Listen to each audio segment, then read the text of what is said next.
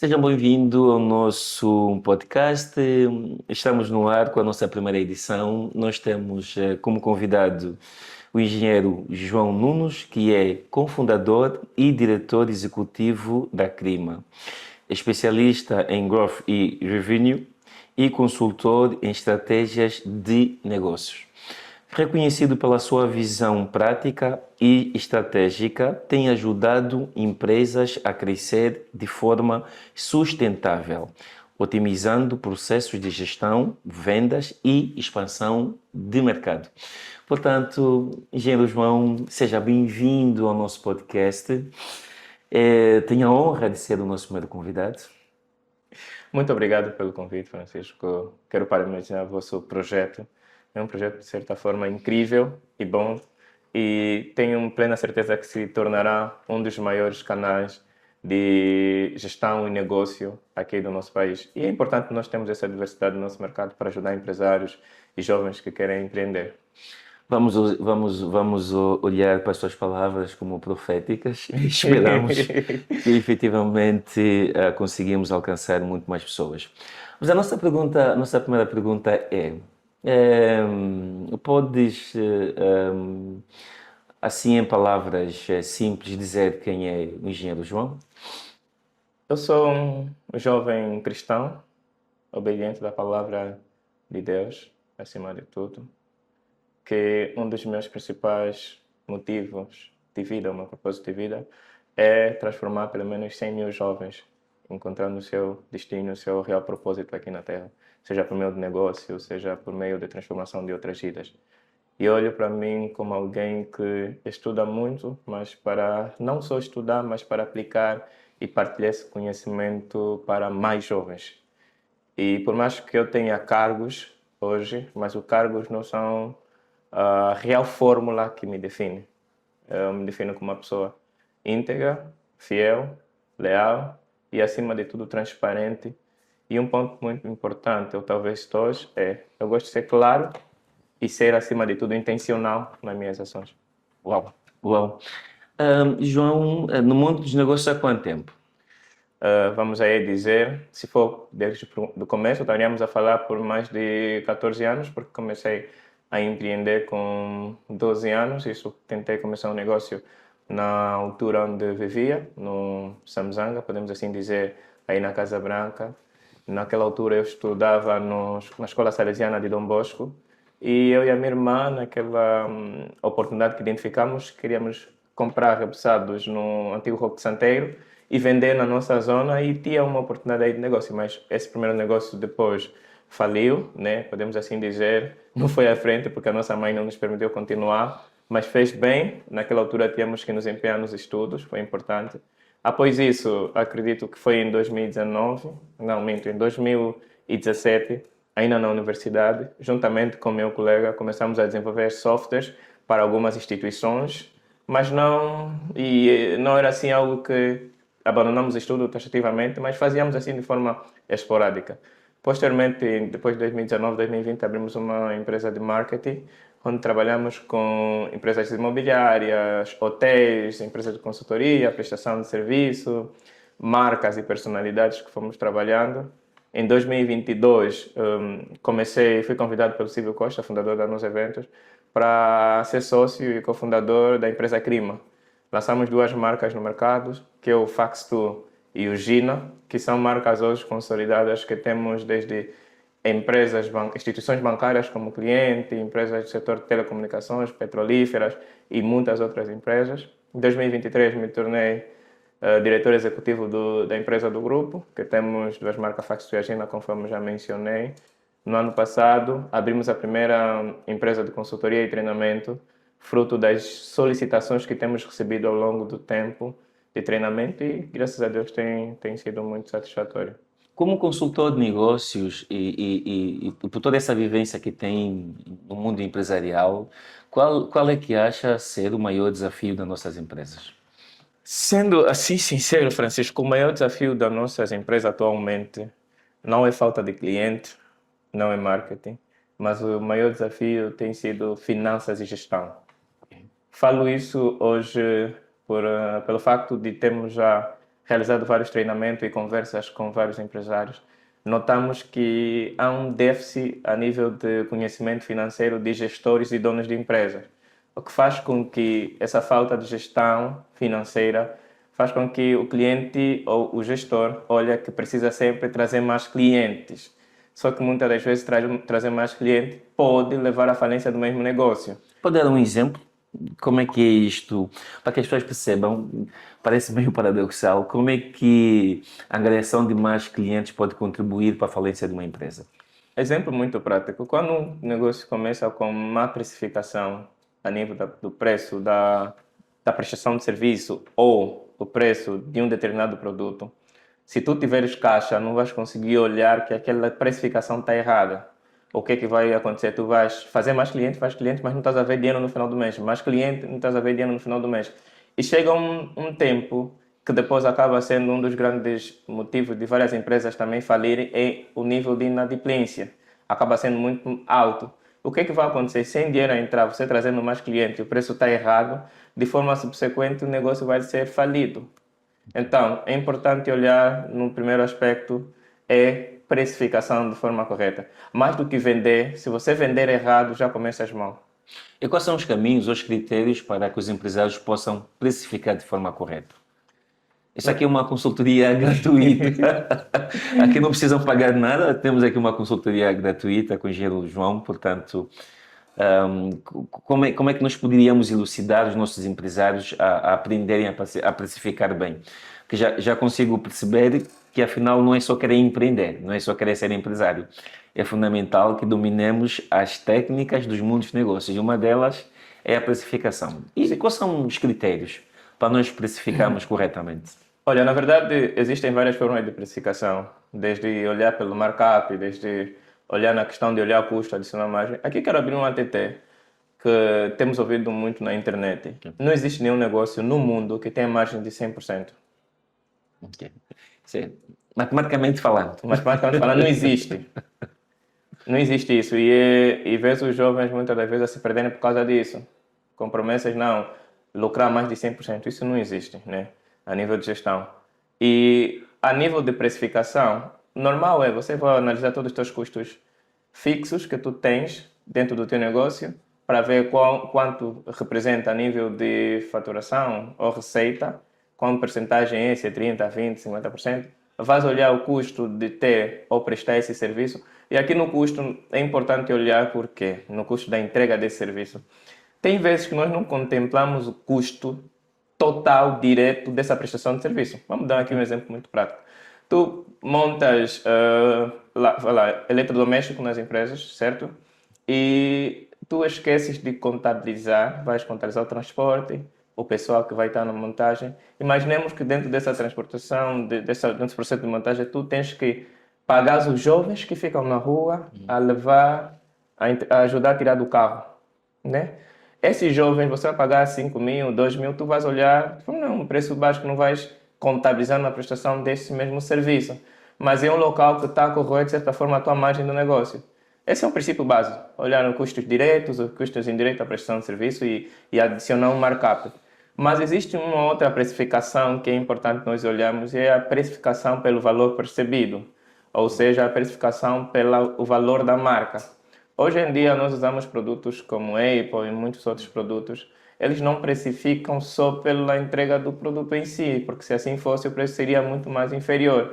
Eles precificam em função do valor percebido, ou seja, os clientes valorizam o produto Apple porque vai lhe dar status. Okay. Então, em função disso, eu estico o meu preço desta forma, porque eu vou proporcionar ao meu cliente, eu vou gerar um valor ao meu cliente ideal, que falamos de ICP, que ele vai se sentir desta forma com o meu produto. Então, essa é uma outra forma de precificar e tu não precifica do mesmo preço que todo mundo precifica. Deixa-me só cá voltar a uma deixa que pode provocar muita confusão para muita boa gente. Eu entendo o que quer dizer quando diz que não existe margens superiores a 100%, isso é uma abordagem tecnicamente incorreta, mas deixa eu dar um exemplo assim muito simples. Se alguém decidir comprar uma garrafa d'água a 100 kwanzas e vender a 300 kwanzas, essa pessoa não teve uma margem de 200%. Portanto, imagine que não incorreu a nenhum custo, que eventualmente um custo que essa pessoa teve foi de pegar o táxi para ir à loja, comprar aquela garrafa e depois revendeu aquela mesma garrafa a 300 kwanzas. Para os nossos empresários lá em casa, essa pessoa teve ou não uma margem de 200%? Ela adquiriu a garrafa a 100 e vendeu a 300 kwanzas. Na verdade, não. Quando nós olhamos na questão de margem, imaginemos, provavelmente ele deve ter gastado para adquirir água a transporte. Ok. Esse é um custo, Ok. certo? Transporte. Foi vender aonde? Que canal ele foi utilizar para vender? Se foi para vender na rua, teve outros custos, mediante essa transportação. Depois de fazer, somar todos esses custos, incluindo, por exemplo, o preço de custo, dividir pelo valor total da venda. Isso vai dar realmente qual a margem que tem dentro dessa venda. E se fazer essa divisão, nós fazendo matematicamente, não vai chegar a 100%. Não vai chegar a 100%. Sim. Bom, interessante essa conversa. Falando em margem, por exemplo, eu entendo, João, que um dos atalhos, embora se diga que não há atalhos nos mundos de negócios, eu entendo que há atalhos sim, não nesse sentido pejorativo, mas num sentido positivo. Atalhos também têm a ver com escolhas inteligentes. Que eu posso eventualmente, por exemplo, o resultado de duas escolhas podem gerar resultados completamente diferentes. Uma coisa é alguém decidir, por exemplo, investir num salão de unhas, outra coisa é alguém decidir, por exemplo, investir no setor tecnológico. Estamos aqui a falar de duas escolhas que podem eventualmente gerar valores diferentes. E o que eu quero perguntar é, nós não temos em Angola negócios com margens boas? Vamos até esquecer a questão do percentual, se existe margem ou não superior a 100%, isso é uma questão muito mais técnica, mas nós não temos em Angola negócios com boas margens. Olha, antes de olhar na questão da margem, deixa-me lhe dizer, Francisco, que existem sim atalhos no mundo dos negócios. Só que quando nós olhamos em atalhos, nós pensamos está intrinsecamente ligado à associação com outras pessoas que, de certa forma, estamos a ver de caráter político. Okay. Mas imaginemos. Hoje o Francisco é consultor... O networking político é um dos atalhos. Sim. Hoje o Francisco é consultor e tem um jovem que está a começar um negócio agora, certo? Certo. Está a caminhar, está a enfrentar dificuldade. Pela experiência que o Francisco tem, vai falar, o melhor caminho que tu tens para virar este teu negócio é este. Era uma opção que não estava no campo de visão daquele jovem empreendedor. Uau. O que é que vai acontecer? A partir daquele momento, se torna um atalho para crescimento rápido do seu negócio. Então, nós podemos olhar hoje como consultorias, treinamento, um local de atalho para o próprio negócio. Então, nós podemos, assim, olhar e ver, porque quando olhamos em atalhos, nós pensamos sempre em coisas ruins. Okay. Mas... nós sempre essa conotação pejorativa. Nós devemos pensar a folha da bolha. O que é atalho? É eu encontrar um caminho mais rápido para chegar ao destino que eu tenho. Absolutamente. Então, em função disso, quem pode me ajudar para chegar no destino que eu tenho? Alguém que tem experiência de facto comprovada e passou aquilo que eu passei, ou de setores similares ou paralelos, que ele pode me ajudar a encontrar o melhor caminho. Este, com certeza, é o melhor atalho. Por isso você vê grandes instituições hoje contratam consultores, até não montam assembleias, conselhos consultivos por conta disso.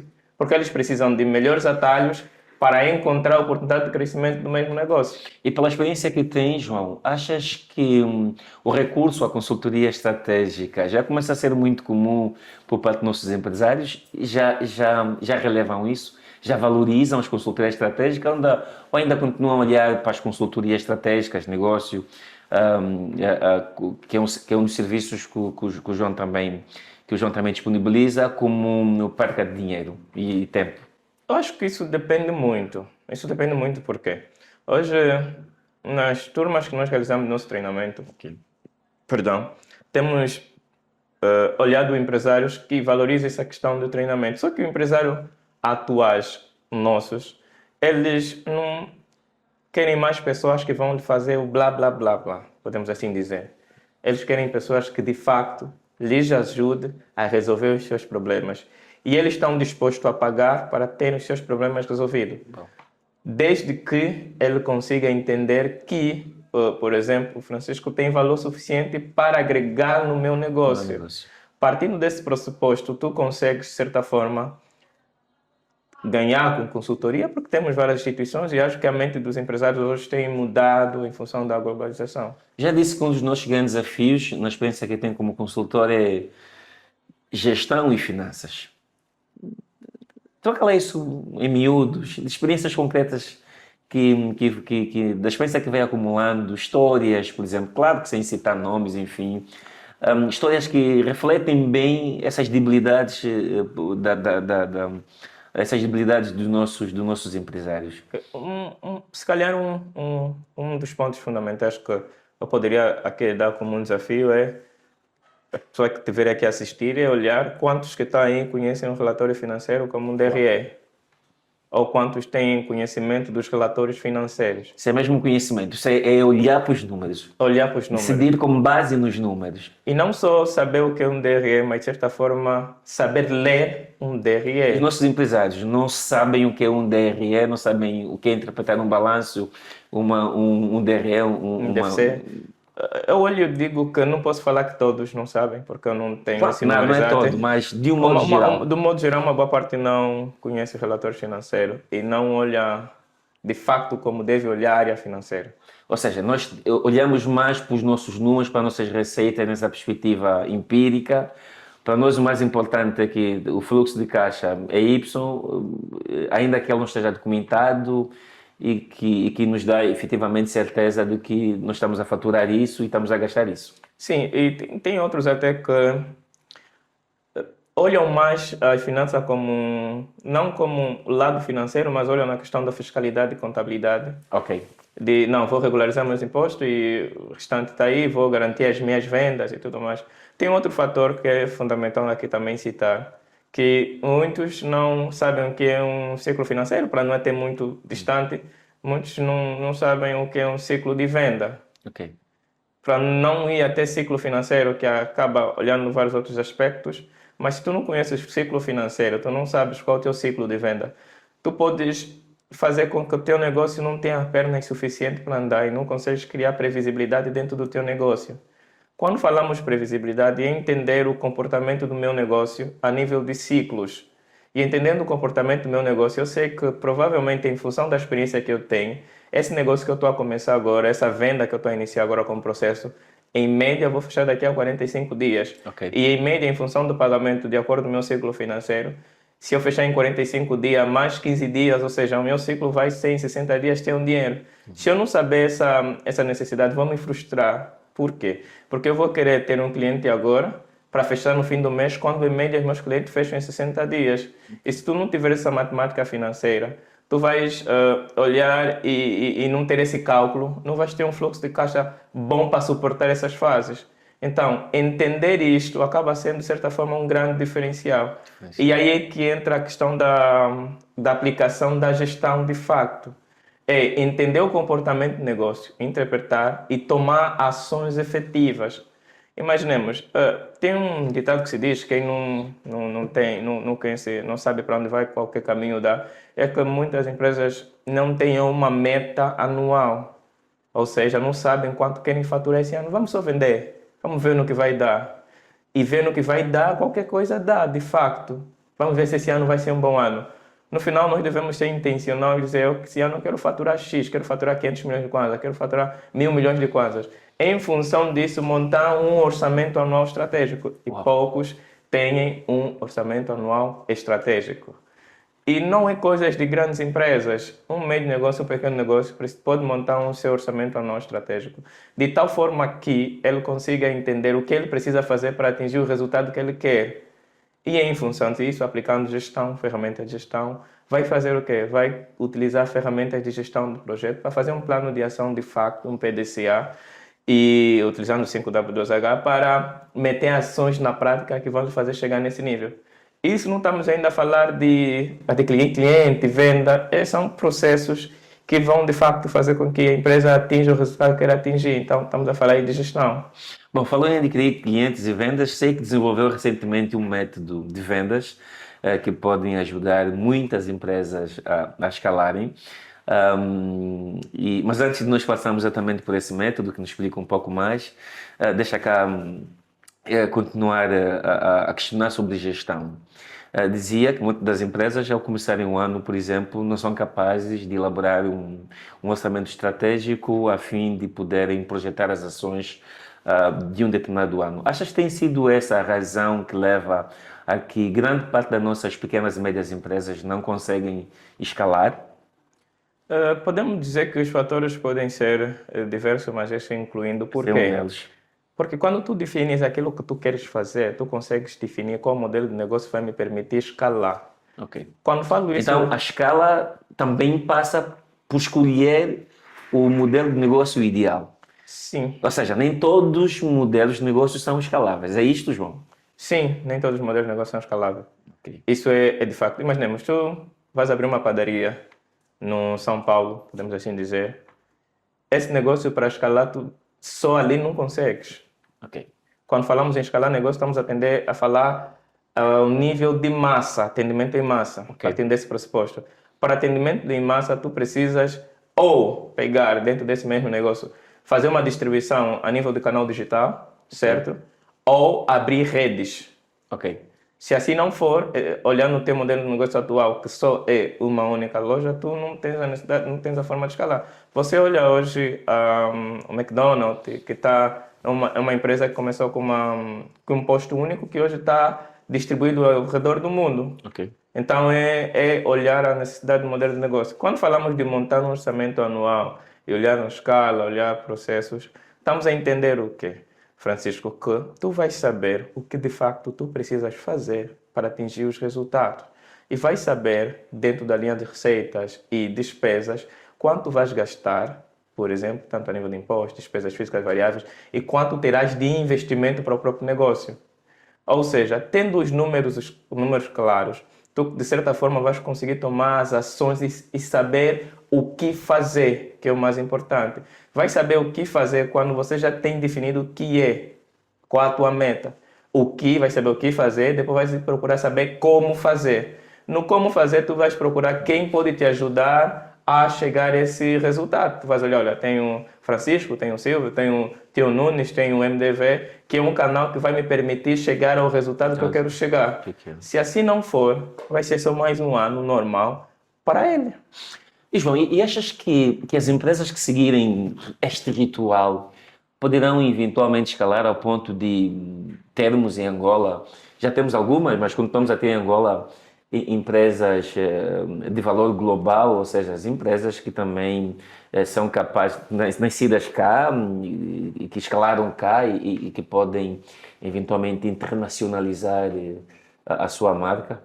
Olha, Francisco, eu com certeza eu acredito muito no angolano. Sendo sincero. Acho que somos capazes. O angolano é muito E inteligente. o que é que falta então? Provavelmente, O que é que nos falta? O que é que nos deve estar a faltar? Vindo de um jovem, deve ser assustador para muitos mais velhos.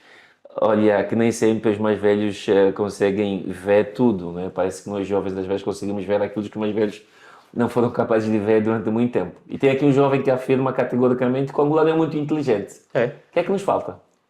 Tenho aqui um ponto que eu gosto que eu quero aqui aproveitar, Francisco, e é importante validar. O conhecimento, a experiência, vem na quantidade de desafio que você suportou. Tu podes ser alguém que tem 40, 50 anos. Se tu não passares o mesmo desafio que um jovem que começou com 20 anos e está nos 30, 30 e pouco, se não passar o mesmo desafio, esse jovem vai ter muito mais experiência que esse mais velho. Porque a experiência é não só um ano, mas a quantidade de desafio que tu foste capaz de superar e suportar. Uau. Temos que, de certa forma, olhar nessa perspectiva. Por quê? Porque senão vamos fazer uma avaliação errônea. Porque não, é um jovem, não pode partilhar o conhecimento, porque eu sou mais velho. Acho que devemos mudar muito esse paradigma e olhar a quantidade de problemas que esse jovem foi capaz de resolver. Partindo desse pressuposto, vamos olhar a capacidade desse jovem que tem para contribuir para a resolução desse problema. Porque se tu olhares fora do país, em grandes instituições, tanto na Europa quanto nos Estados Unidos, eles não avaliam só a experiência e os anos que essa pessoa tem, Por isso, vê jovens gênios que resolvem problemas complexos, acabam tendo posicionamentos estratégicos, mesmo não tendo os mesmos anos de vivência com quem está à frente. Então, mudando essa perspectiva, vamos conseguir olhar hoje em jovens angolanos que são extremamente bons e, podemos assim dizer, de forma normal, duros, né? E que já resolveram muitos problemas e podem ajudar. E achas que não há esta crença nos jovens? Achas que os jovens ainda são olhados com alguma desconfiança? Na verdade é que nós tivemos um tempo, podemos assim dizer, que nós olhamos que o angolano não é capaz de resolver. Mas o já acabou de afirmar que o angolano é capaz. Sim, o angolano é capaz. Tem angolanos hoje que estão a resolver problemas a nível internacional, em outras esferas de países. Eu tinha conversado com um jovem que atualmente vive entre Polónia e Portugal e ele é chefe da divisão tecnológica daquele país, resolve problemas e negócios internacionais, dá palestra até na China, só para ter uma ideia. Uau. Então temos jovens capazes fora que, se cá tivessem, poderiam contribuir muito para o crescimento do nosso país. Então, olhando dessa perspectiva, quero aqui afirmar com certeza, temos jovens bons, precisamos acreditar em nós mesmos e os mais velhos acreditarem nos jovens, que os jovens atualmente são capazes. Sim, nem todos são capazes e é normal, isso em toda parte do mundo é assim. Então, nós precisamos olhar que o jovem é capaz, precisa ser depositada a confiança e os jovens precisam ser ousados e, acima de tudo, comprometidos e disciplinados. Mas os jovens, muito desses bons jovens, eventualmente diriam, mas nós até queremos empreender, o banco não dá crédito. O que é que eu diria para esses jovens, João?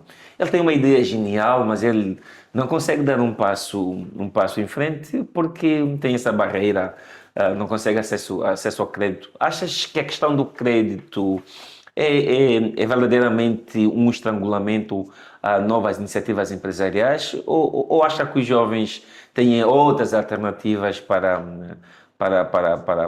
pôr em prática as suas ideias? Eu penso que é importante, como jovem, olhar primeiro qual modelo de negócio ele tem.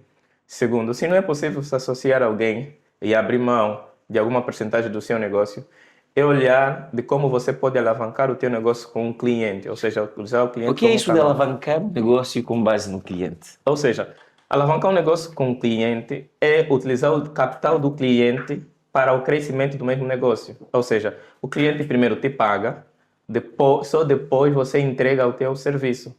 Bom, fica aqui uma deixa fantástica do João. Uma solução alternativa para a dificuldade de obtenção de créditos, que é a alavancagem do negócio com base na própria clientela. Reparem, é a primeira vez que eu ouço, confesso, é a primeira vez que eu ouço esse conceito. Não sei se é um conceito de livros ou um conceito que resulta de experiência vivida pelo João, mas que facilmente é compreensível, porque é verdadeiramente possível alavancar um negócio com base numa clientela. Bom, já temos aqui uma ideia brilhante, que pode ser solução para muitas ideias que estão ali paradas, que estão ali no papel. Afinal, é possível alavancar um negócio com base, nem todo modelo de negócio, como é óbvio, Sim. mas há modelos de negócios que podem ser alavancados com base no cliente. Sim. Mas já pôs em prática essa teoria, esse conceito? Já 2 vezes. Uau! Pode contar. Quando eu comecei, tinha um negócio que era de marketing, uma agência, como disse, no ano de 2020. Nós não começávamos a nível de princípio. Qual que é a ação sem o pagamento do cliente? Uau! Se o cliente não pagar, nós não começamos. Eu não corro risco, ele não corre risco, ou ele não avança com o projeto, para mim está tudo bem. 1000 vezes me arriscar em algo que eu não vou conseguir entregar sem o cliente pagar primeiro. Então, eu garanto, a nível de política contratual, olha, só começamos após o pagamento. E depois disso, nós damos um período de carência de 10, 15 dias, se for possível, dependendo do teu negócio, que começa realmente a entrega efetiva do negócio. Mas tem que ter o alinhamento de expectativa com o cliente. Em função disso, você tem um tempo de 10, 15 dias, 5 dias, para organizar toda a tua estrutura para entregar o teu produto ou serviço. Uau! Interessante. E funcionou. Funcionou. Por isso eu disse, aplicamos 2 vezes. Aplicamos na primeira empresa de marketing. E depois aplicamos no Crima, no Fax2. Então, é algo que funciona, porque às vezes nós ficamos bloqueados com aquilo, não tenho, não tenho, não tenho. Nós podemos, se calhar, olhar o que é que eu posso fazer com aquilo que tenho. Se você olhar um exemplo prático na Bíblia, o povo de Israel, quando saía do Egito para rumo à terra prometida, né? E eles tiveram aí, Moisés ficaram diante do mar, que lá estava em frente deles, não sabiam se voltavam para o Egito ou se entravam no mar. Então Moisés perguntou: Senhor, o que é que eu preciso fazer? Estamos aqui, nos tiraste do Egito e o povo vai reclamar. E Deus veio falar: Moisés, o que é que tens em tua mão? E Moisés utilizou algo que estava na mão dele, que era o cajado, bateu sobre o mar se abriu. Aqui contextualizando e olhar o que é que você já tem atualmente para dar os próximos passos para resolver. O que é que eu posso utilizar diferente? Olhar ambientes. Hoje temos muito conteúdo na internet, no YouTube, TikTok, Facebook, Instagram, até próprio do Francisco, que já ensinam muita coisa. Se ele aplicar, tenho plena certeza que terá micro resultado. Com esse micro resultado vai ter caixa. Com esse caixa vai conseguir reinvestir no teu negócio. Uau, uau. Micro resultados. Faz-me lembrar aqui um livro que eu li em tempos, que era, acho que é a força, se não é o poder do hábito, acho que é a força atômica do hábito, qualquer coisa assim. É do micro resultado que se faz o macro resultado. Bom, tem um livro, desculpa lhe cortar, por não mesmo, que eu recomendaria você ler, e eu recomendaria todo empresário ler. Esse livro chama-se Oportunidades Disfarçadas. É um excelente livro. Esse livro ele te ensina, para ter uma ideia, a encontrar oportunidades onde não existem. Nos problemas também. Nos Que problemas. essencialmente elas às vezes aparecem disfarçadas em... As grandes oportunidades aparecem disfarçadas em problemas. E nós ficamos muito presos na parte amarga da experiência que nós vivemos, não conseguimos visionar nela ou divisar nela grandes oportunidades que podem até ser o ponto de viragem das nossas vidas. Bom, interessante. E, João, estamos no princípio do ano, todo e qualquer empresário, quando chega janeiro, projeta vendas, projeta novos planos, novos projetos, e estamos agora no princípio do ano, estamos agora em janeiro, exatamente numa altura em que o João está agora a divulgar um novo produto, que é uma metodologia de venda, se não tiver engano, que pode ajudar a muita boa gente a vender mais, a escalar mais. Pode me falar um pouco desse método? Perfeito. Nós, no ano passado, lançamos um método, que é o MDV. MDV. A máquina de vendas. Máquina de vendas. Ok. É um treinamento imersivo de 2 dias, o MDV, onde ensinamos marketing, vendas, finanças, gestão e um pouco de RH. E nós criamos esse método baseado em 5 motores. Todo precisa ter os 5 motores, que é marketing, venda, operação, finanças e recursos humanos. Todos esses motores é que fazem a empresa, de certa forma, a ter um resultado extraordinário. Graças a Deus, nós já passamos a 3ª turma, que foi no ano passado. Este ano, nós teremos em março a 1ª turma, mas em final de janeiro teremos uma aula gratuita no dia 29, onde vamos ensinar sobre vendas, finanças. Esse conceito saiu de onde da máquina de vendas. Eu, juntamente com o meu sócio Silvio Costa, nós somos vendedores e marqueteiros. Então surgiu a necessidade, por isso não é máquina de venda, é junção de marketing mais vendas. É um modelo que nós aplicamos nas nossas empresas que nos fez ter resultados extraordinários junto da marca Fax2, por exemplo, grandes contratos. Então nós criamos um método replicável para ter resultados. O que é que às vezes, desculpa interromper, o que é que às vezes impede os empresários de venderem mais? O que está na base da estagnação das vendas? Aqui uma consulta gratuita, imagine que eu sou empresário e estou a vender muito pouco. Eu preciso dessa solução milagrosa, eu preciso vender mais. O que é que pode desbloquear esta estagnação? Na verdade, o conceito de vender mais, vamos só aqui mudar um pouco. O empresário quer vender mais ou quer ter mais receita? Ou vender melhor.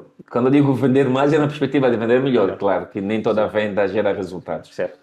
Boa. Vender mais ou vender melhor? Vamos partir do pressuposto vender melhor. Vender melhor olhando o crescimento de receita. Sim. De forma recorrente ou crescimento de receita em função da aquisição de cliente. nós devemos olhar nessa perspectiva diferente desses dois lados. Por quê?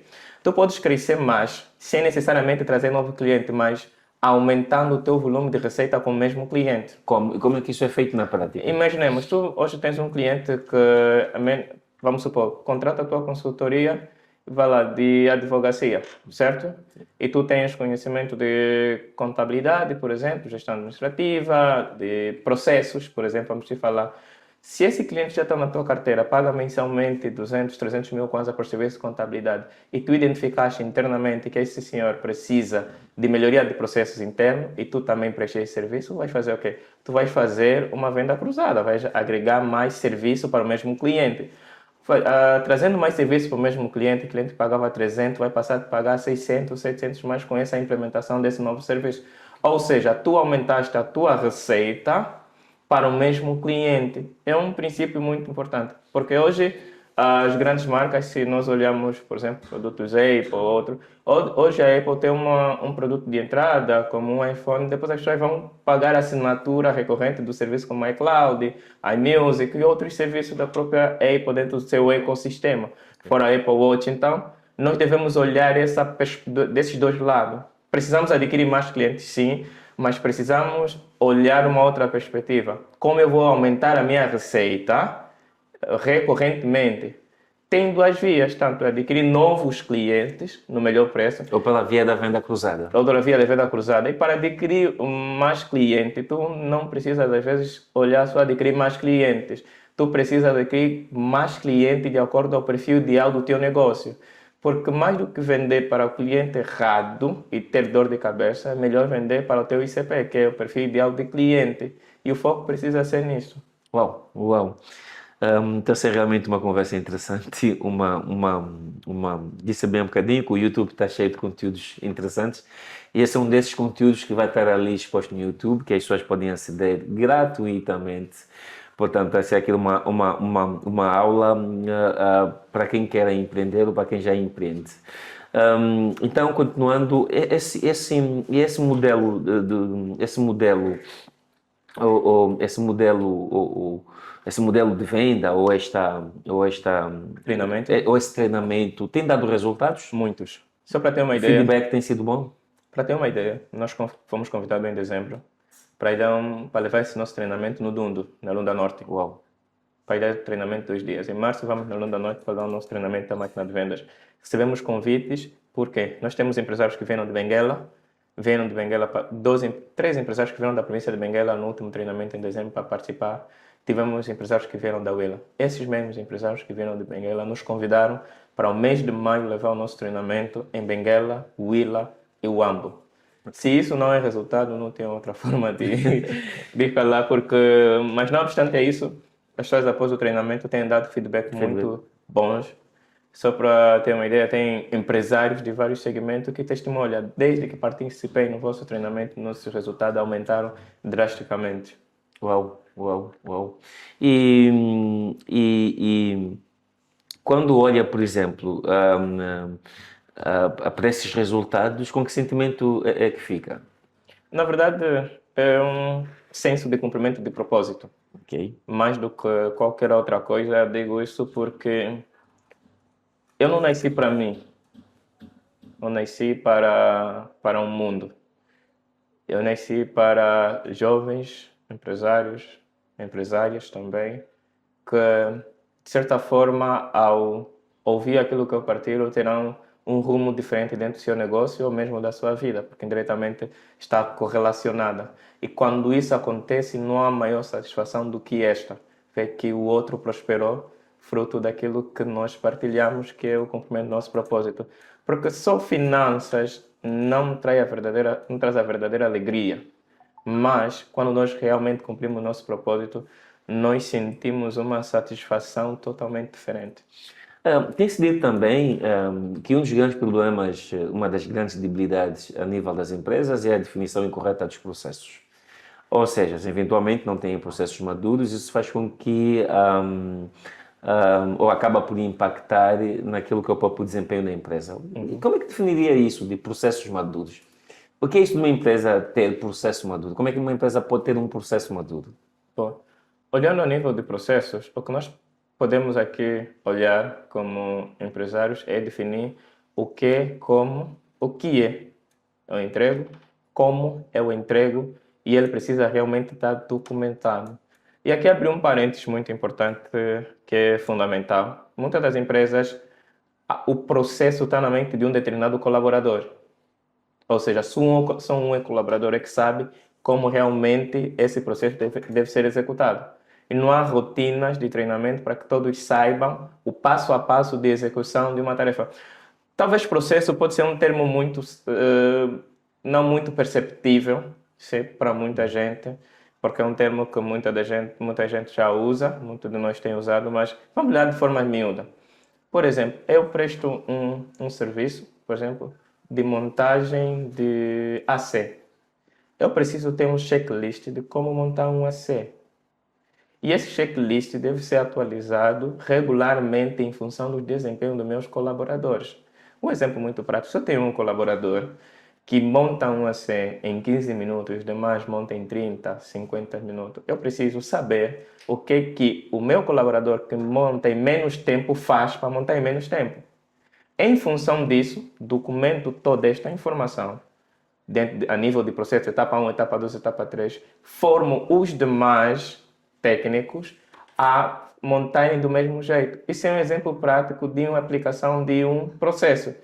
Outra coisa é, que são famosos scripts de venda. Tu tens vários vendedores, e tem um vendedor que sobressai mais que os outros. Perguntar o que é que ele faz, de facto, que faz vender muito. Documentar, treinar a equipa, para que os demais apliquem o mesmo método que está a trazer resultado. O processo é isso, é identificar oportunidades de melhoria dentro do negócio e definir passos. Passo 1, passo 2, passo 3, passo 4 ou passo 5, dependendo do negócio, que deve seguir para atingir o resultado. Isso é que é um dos pressupostos para que a empresa também possa crescer de forma sustentável. Sim, sim, porque tem outro ponto que eu gosto e quero aqui também aproveitar e partilhar. É, a visão da empresa não pode estar só na cabeça do dono. Desde o técnico, motorista, a pessoa da entrega, a pessoa da limpeza, todos precisam conhecer a visão da empresa. Por quê? Porque, fora receber remuneração, as pessoas gostam de fazer parte de um propósito de uma comunidade, como ser humano. E é importante quando eles têm a visão de onde a empresa quer chegar, o quanto o seu trabalho impacta. Desta forma, cada colaborador estará comprometido em saber que ele não só está fazendo uma coisa. Um exemplo muito prático, nossas reuniões gerais que tivemos neste ano, todos participaram, incluindo o motorista da empresa. Por quê? Por mais que seja não só uma atividade e tudo mais, o motorista desempenha um papel de auxiliar a área técnica de chegar aos sítios que quer chegar. Se ele saber que a empresa tem o objetivo este ano de implementar 1.000, 2.000 equipamentos e ele está na operação para condução, ele sabe que não está só aí a conduzir, a fazer o seu trabalho, ele está a contribuir para atingir o resultado da empresa, que o objetivo é X. E nós temos um modelo de gestão aberto em que nós partilhamos os números. Todo mundo da empresa sabe os números da empresa, desde faturação, receita, qual a nossa visão e objetivo. E todos vão saber como eu vou contribuir, que eu não estou apenas a trabalhar, porque senão teremos funcionários que só cumprem tabela, ou seja, só picam. Mas teremos pessoas que sabem a visão da empresa, por que a empresa está caminhando desse jeito, e isso dá... o nível de comprometimento é totalmente diferente. Nós estamos aqui a falar da cultura organizacional, essencialmente. Quando falamos em processos, falamos da cultura organizacional. Há uma frase que é sua, que é bastante interessante, que é: em mercados competitivos, faturar mais não é sinônimo de lucrar mais. Pode trocar isso em miúdos? De forma simples, vamos lá. Provavelmente você tem uma faturação de 50 milhões e no final do resultado líquido do DRE, você olha que tiveste um lucro de 10 milhões de kwanzas, ou seja, faturaste 50 milhões, tivesse lucro de 10 milhões de kwanzas. Estamos a falar em torno de 20%. Agora, tem empresas que faturam, por exemplo, 40 milhões e têm lucro de 15% a 20%. É totalmente diferente. O que é que estamos a dizer assim de forma miúda? Tu podes vender, por exemplo, um uma garrafa d'água no valor de 1.000 kwanzas, por exemplo, e outro vende a garrafa d'água no valor de 3.000 a 4.000 kwanzas. E eu vendo, por exemplo, vai lá, várias garrafas d'água que bate 50 milhões. Mas só que a margem de lucro desses dois negócios é diferente. Por mais que ele vendeu muito, mas não quer dizer que ele teve muito lucro. É da mesma forma que acontece, eu vendi muito pouco, mas a minha margem de lucro é maior. E de forma subsequente eu tenho mais lucro aonde no meu negócio. Bom, João, a conversa está hiper interessante. Infelizmente, estamos a caminhar para a reta final da nossa entrevista. Como diz aquele adágio, o que é bom dura pouco. Está a ser uma autêntica aula gratuita de posicionamento de mercado, de gestão. Dá para perceber que o engenheiro João é um muito bom gestor. E quero cá frisar, digo sempre engenheiro, porque quero passar a seguinte mensagem para os nossos internautas, para as pessoas que nos ouvem. O título não nos pode amarrar. Se o João ficasse amarrado aos títulos, jamais desenvolveria essas habilidades gestionárias. Torna-se gestor porque tem alguma paixão, tem algum propósito, algum desejo, alguma inconformação em crescer. E percebeu que para fazê-lo precisava também investir forte e feio na gestão. E hoje fala de gestão como se fosse alguém com uma licenciatura em gestão. Repare como se o João tivesse desafiado aquelas próprias barreiras lógicas que a vida acadêmica nos impõe ou nos coloca. Aliás, o atual, o perfil que se constrói hoje de profissionais são exatamente aqueles que são capazes de falarem com alguma profundidade sobre os mais variados temas. Já disse que lê muito e está aí justificado. Acho que realmente nós precisamos desse tipo de perfil de empresários instruídos e clarificados. Bom, quais são, para o João, os principais elementos que nós podemos lançar mão para procedermos a uma leitura clara de um negócio? Ok. Quais são os elementos que nós utilizamos Sim, podemos para... lançar mão. Ou seja, ou posso até fazer a pergunta de uma forma diferente. Qual é o risco que nós corremos se a leitura do negócio não for clara, não foi feita de forma clara? Boa questão. Essa questão da leitura é fundamental olhar da seguinte perspectiva. Tu não vais conseguir fazer leitura de algo que tu não documentas. O primeiro princípio, nós precisamos documentar todo o acontecimento ou tudo o que acontece no nosso negócio, desde o financeiro, marketing, vendas, operação, recursos humanos e tudo mais. Todos os 5 motores. Se tu documentas tudo, quando falo documentar de formas miúdas, é o seguinte: tu precisas, no financeiro, fazer lançamentos diários e categorizar todas as receitas e despesas, partindo desse pressuposto. No marketing, tu precisas olhar qual o canal que está a trazer mais cliente para o teu negócio. Na venda, tu precisas olhar de facto e documentar que tipo de cliente ideal traz mais lucro para o meu negócio e qual é o melhor script de venda para o meu negócio, certo? Depois, em operação, qual a melhor forma de entregar o meu serviço ou produto para o cliente que ele fala uau. Depois de tudo isso documentado, tu vais ter que analisar o teu negócio. E analisar o negócio é por meio de dados, não achismo. Quando falamos de dados, estamos a falar de E quais números. são essas métricas? Nós, quando anulamos os negócios, falamos de dados, enfim, para além dos indicadores operacionais, quais seriam os outros 10 indicadores que nos permitiria ler corretamente um negócio? Depende, isso depende porque quando falamos de um negócio existem várias áreas, Ok. né? E nós devemos estar abertos a isso. Mas precisamos olhar primeiro lucro operacional da empresa, margem de contribuição, são aspectos realmente muito importantes, que é para saber o quanto a nossa venda contribui para o pagamento das nossas despesas operacionais dentro da empresa. E depois o lucro operacional para saber se a operação da nossa empresa dá lucro. Depois, nós precisamos olhar a margem do negócio, precisamos olhar o custo de aquisição de cliente, precisamos olhar qual canal mais traz mais clientes para venda, precisamos olhar qual é o meu perfil ideal de cliente, qual é o CAC, acredito que já falei, e talvez olhar também qual a taxa de retenção de cliente. Mas as métricas variam de acordo com o negócio. É importante olhar isso, Francisco, por quê? Porque a mesma forma que eu vou olhar para uma empresa de tecnologia, um SaaS, um software como uma rede social, nem a mesma forma que eu vou olhar uma empresa, por exemplo, como uma Refriango, uma distribuidora, um Crima que tem produtos. Isso por quê? Porque nas redes sociais as métricas são outras. Você tem que olhar o watch time, quanto tempo um usuário passa na minha aplicação. Já a nível de produto, você olhar a questão de distribuição, compras, o trade marketing. Então, existem métricas totalmente diferentes de acordo com o negócio. Ok. Há uma frase que é sua, João, eu gostaria que comentasse, que é: empreender não é ter respostas rápidas, é fazer boas perguntas ao negócio todos os meses. Sim, digo isso porque é importante olhar que as melhores respostas surgem das perguntas mais assertivas.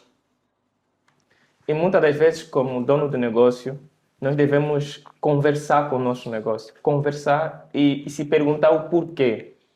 Perguntar o porquê. Existe uma regra, acho que já ouviu falar, dos 5 porquês.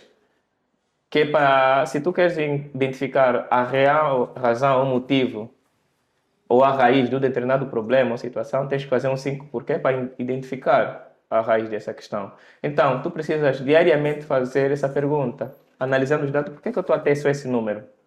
Por que eu não estou a vender mais?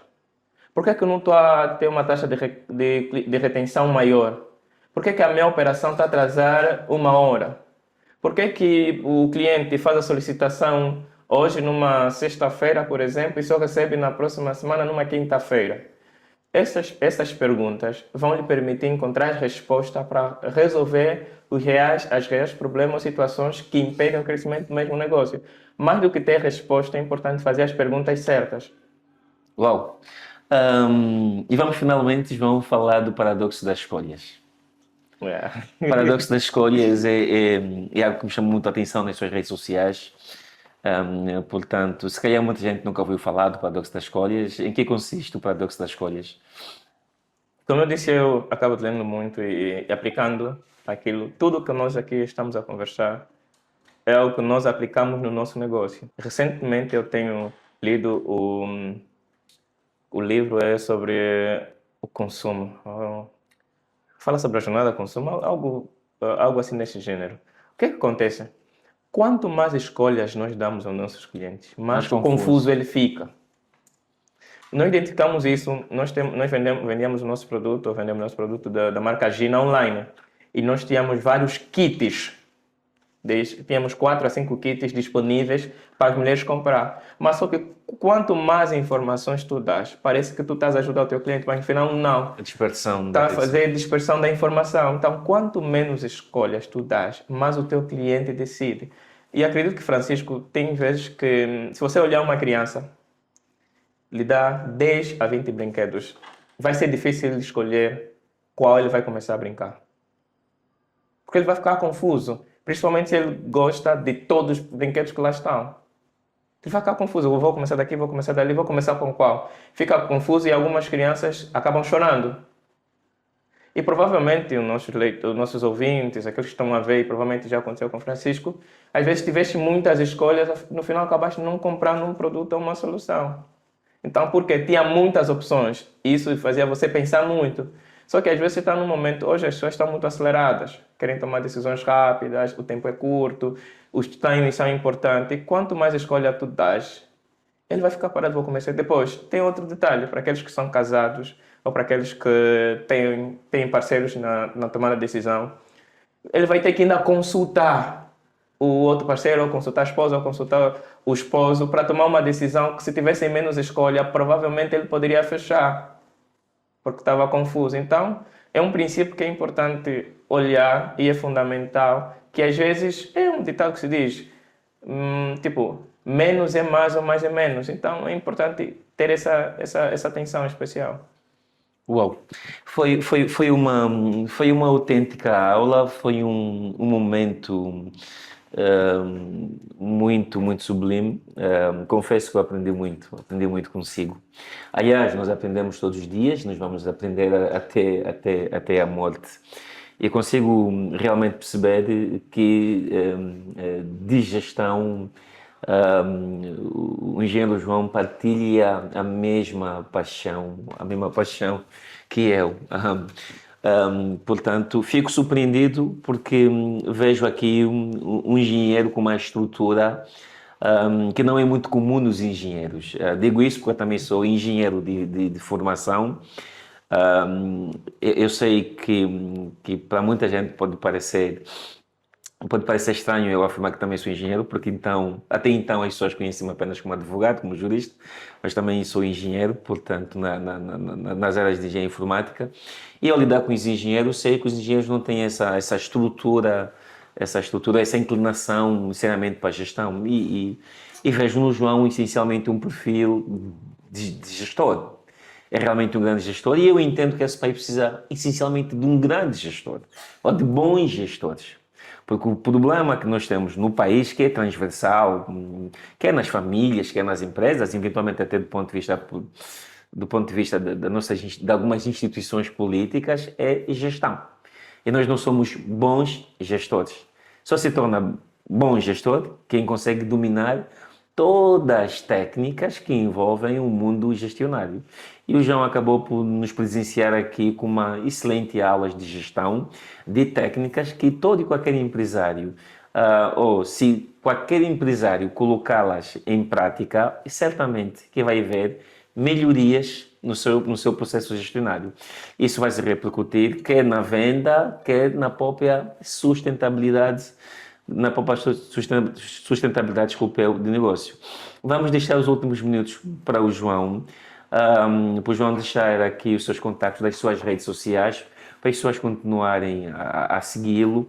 Sei que o vosso treinamento já é muito conhecido, porque eu já deparei com ele variedíssimas vezes nas redes sociais, portanto, o João está à vontade aqui para deixar os seus links das redes sociais, e sei que muito boa gente vai querer contactá-lo para aprender e ainda mais sobre gestão, para ter uma imersão, um treinamento muito mais profundo e que pode até resultar por diagnósticos que o João eventualmente fará da situação de cada cliente em concreto. Portanto, a câmara é sua, esteja à vontade.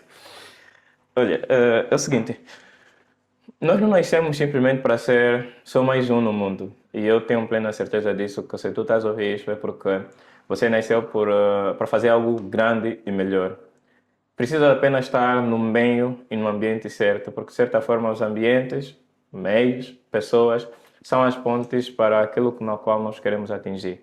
Eu sou o João Nunes, as minhas redes sociais joaonunes.ao, em todos os canais, tanto Instagram, Facebook, YouTube e TikTok. Tenho um treinamento que partilho com vários empresários.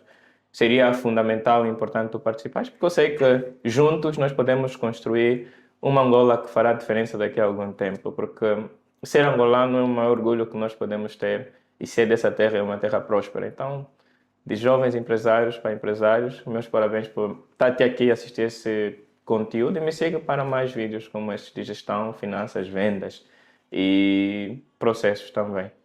Terminamos então com essa fala do engenheiro João. Ser angolano é o maior orgulho que nós devemos ter. Devemos realmente vestir a nossa camisola identitária. Ser angolano é realmente o maior orgulho. Essa terra é fértil. Podemos fazer coisas maravilhosas. Bom, meus caros, por hoje ficamos por aqui e até ao próximo episódio.